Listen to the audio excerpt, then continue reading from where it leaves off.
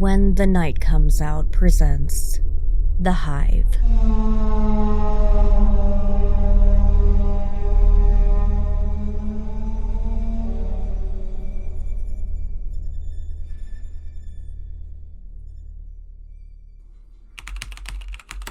Warden Michael Kettinger's log.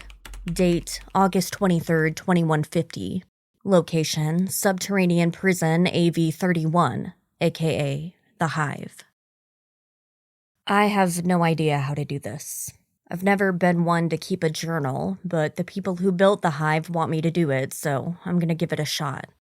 The fact is, I was brought in on this project as a consultant, and then the people who had the bright idea to build this thing sprung it on me that I was to become the warden. They laid this on me halfway through the project. I was stunned. Of course, I shouldn't complain. I was born into a mining family and spent many days as a teen working underground. Then I got into law enforcement and worked as a prison guard. So a guy with experience mining and living underground, as well as experience in a prison, and I guess I sold it as the perfect match. What the hell? The pay is good. So anyway, since I'm supposed to be writing this down for posterity, this is the situation. If you're listening to this years later and the Hive no longer exists, you may wonder what the hell I'm talking about. Well, be patient and let me tell you.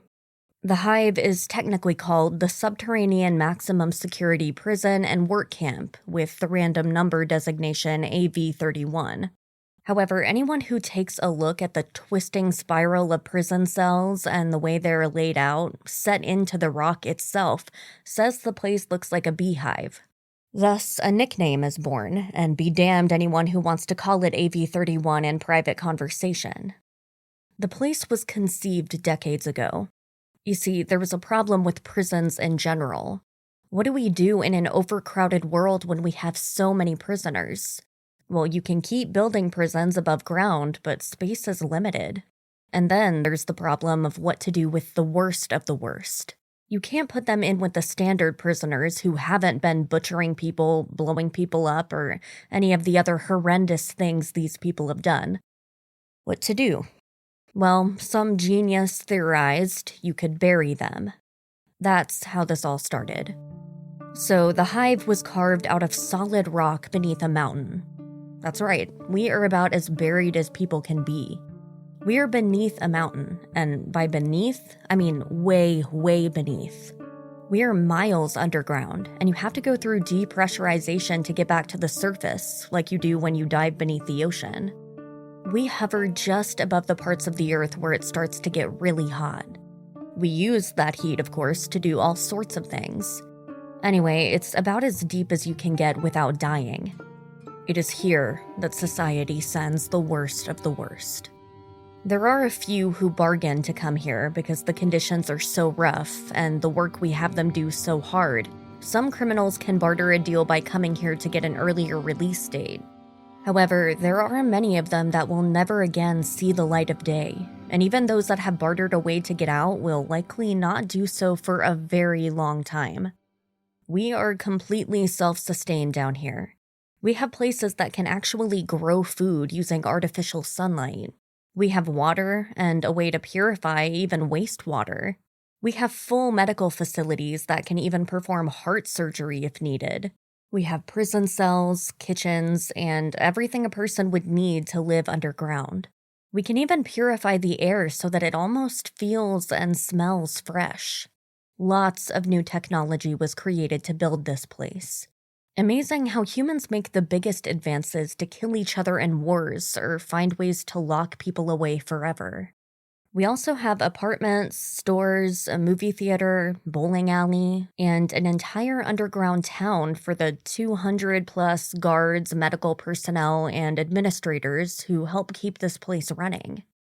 We even have a city to house the guards and personnel as well as their families. There are even kids down here. In a way, all of us have been sentenced, even if all of us were volunteers. Don't get me wrong, they pay us well. Really well, and the housing is free and the prices at the stores are reasonable. However, you have to request to be here and go through rigorous testing to get the gig or live here.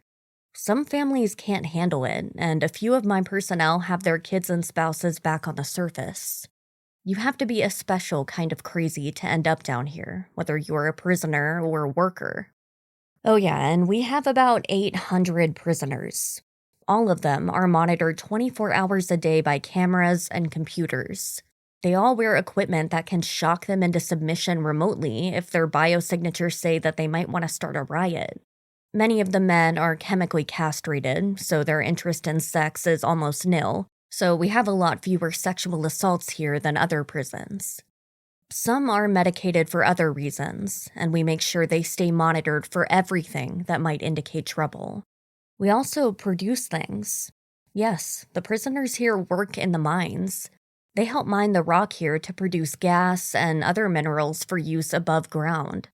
The selling of the gas, oil, and minerals we find from the pulverized rock helps fund this operation. As I said, we're almost entirely self-sustained. It all sounds great, right? Yeah, except that despite all of the precautions and medicine and computers and monitors, there's still the fact that your life and your family and your home are feet away from the most dangerous people in the world. These are people who have mostly dedicated their lives to getting around the rules and finding ways to do outright evil. So the tension is always there, always just around the corner. And now Dalton King is coming here, and I think things might just blow. If you're reading this years in the future, then you may or may not know Dalton King. Given the fact that he has been accused of murdering over 3,000 people during his lifetime, there's a good possibility you have heard of him. Yes, he's the one who set off the nuclear device in downtown Chicago. Yes, he poisoned that town in West Virginia. Yes, he's the one who blew up the subway train in Manhattan. Those are just the three that come to my mind first. Those are the three I know he was behind right here in the United States of America. The man has been a criminal for most of his life, and when law enforcement made him public enemy number 1, he made all of humanity his target. It took them 5 years to track him down, and it amazed everyone that he surrendered quietly and let himself go on trial. I watched the trial from down here as the first batch of prisoners came into my care, and hoped that they would send him somewhere else. They didn't. He'll be here tomorrow. We even have a special cell for him. A special cell at the lowest level of the lowest level. He won't be mining. He will barely get out of his cell for exercise. Not that there's much to do for exercise here, seeing as how we are, far underground. In short, the man is about as buried as one person can be and still be alive. The most dangerous man in the world is coming here. I get to take care of him until he dies. In case you're not able to tell from the writing, I am not thrilled about this. But it's my job. I never let anyone down when I take a job. So I'm going to do my best to keep the Hive safe, keep the men working, keep my staff happy, and keep Dalton King alive. Lord help me.